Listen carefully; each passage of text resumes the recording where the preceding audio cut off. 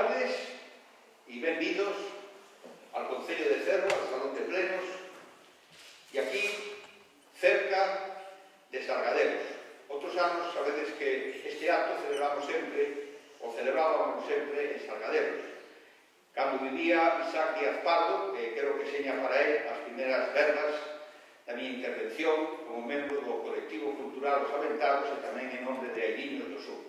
Este é un acto organizado polo Concello de Cervo, polo Departamento de Cultura del Concello de Cervo, por a Asociación Cultural Airiños do Surco e por Os Aventados. E como sabedes, sempre juntámonos justamente para facer unha lembranza do Día das Letras Galegas, que hoxe.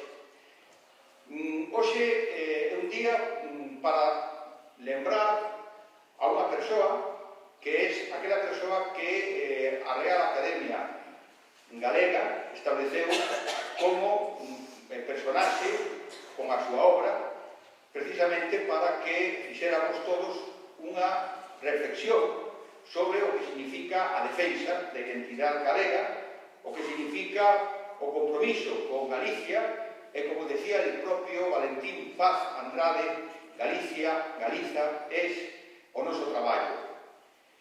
E quero empezar, como non, recitando un verso que é naturalmente de Valentín Paz Andrade. Non areva palla esquía, escachan pétalos rosas e a proa da bris navega entre illas de 4 follas. A sangue da terra rude ao cálice da amapola e baixa o sol a deitarse na onda de pan e rosas. O ar da serán e a luz, a leira grávida arrolan, verde cántiga nuncial das espigas e as malpolas. Para a esencia do pan quiso Deus unha coroa e pousou na senda espiga os rubís de 4 follas. Ben, Valentín Paz Andrade é un pontevedrés do século XX. É un home que ten unha faceta que comeza justamente nas rúas de Compostela, daquela Compostela de comenzos do século XX, donde está facendo a carreira de Dereito, vai ser jurista. Pero, además de ser jurista, ten, desde moi pronto, desde moi cedo, ten a intención e a inquietude por dos cousas. Dunha banda, todo o que significa a lingua galega, e forma parte de todos os colectivos que defenden a lingua galega e que organízanse en torno ás falas, a fala nosa, a irmandade da fala. E, de outra banda, tamén é un home cunha enorme vocación periodística. Xa desde moi novo, en aquelas rúas compostelanas circulan unhos papeliños que son unha especie de sementeira do que van ser logo revistas e diarios. Cando este home va pasando o tempo, vaise dando conta de algo que é unha realidade porque todos aqueles que teñen unha formación cultural no século XX, sobre todo na primeira mitad do século XX, danse conta da enorme desigualdade do país, donde Galicia incluso chegan a poñerle como eslogan a esquina verde de España. Con eso quere decir que había moita xente desde o Madrid, os Austrias, que veían a Galicia como unha región casi para vir de verán. E nada máis, unhas estradas feitas un desastre e con a tradición infernal que comeceu no século XIX e que continúa no século XX, que é a emigración.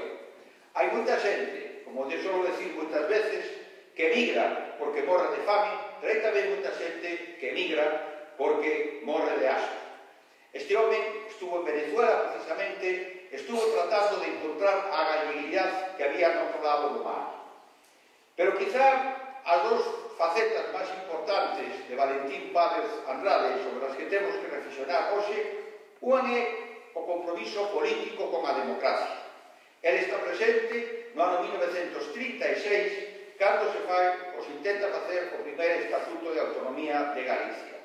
E será logo, cando xa tiñamos o goberno de Adolfo Adolfo Suárez, cando xa estamos avanzando o que é o paso da dictadura á democracia, que forma parte dunha comisión dos 10 que non solamente están pensando como instaurar a cultura da democracia, sino algo moi importante, como convertir un Estado centralista en un Estado de las autonomías. E é precisamente, como home entendido, como home comprometido, é o representante de Galicia. A outra cousa que ten moita importancia, sobre todo para os que somos daqui, da Mariña, é o seu compromiso, os seus estudios, as súas publicacións, os seus ensaios sobre o sector pesquero. É un dos homes ideolóxicos dunha gran empresa como vai ser Pescanova. Hai moitos tratados donde a presencia e o estudio deste home ten unha enorme importancia, tanto non solamente como sector comercial, sino como sector alimentario. É un dos expertos que ten a Organización Mundial de la Salud para a FAO, precisamente por as súas teorías sobre a importancia que ten o peixe na alimentación das comunidades.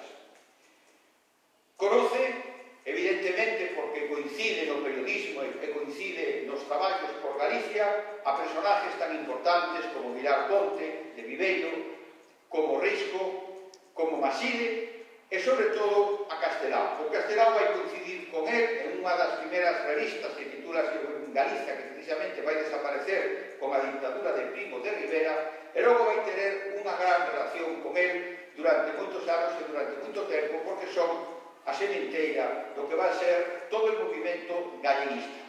No ano 1970 escribe o que para min, polo menos, é a obra de máis interesante tendo en conta como están as cousas en este país, que é unha reflexión profunda sobre o aislamento de Galicia, sobre as desigualdades enormes que había en España e donde unhas comunidades avanzaban moito e outras comunidades non avanzaban nada, e o máis que podían aspirar era mandar a seus homes, a súas mulleres, a seus fillos, con a maleta de madeira, a traballar en Madrid, en Cataluña ou en Euskadi. Por fin, o máis importante, poeta da generación de 1925 e poeta que vai facer un canto de Galicia, da Galicia mariñeira, da Galicia do traballo e, sobre todo, da Galicia onde a lingua ten que ser un factor de unidade entre todos os galegos, os que estamos en Galicia e os que están fora. Ben, xa con estas verbas vamos a dar comenzo ao acto, como sempre, vai ser unha mezcla de versos, poemas e de música. E nada mellor para ello que aqueles que representan a Iriños do Xunco, en ese traballo que fa Iriños do Xunco con a mocedade, e todos os anos dereítanos en este salón de plenos do Axuntamento con unha serie de interpretacións que son típicamente nosas, típicamente galegas.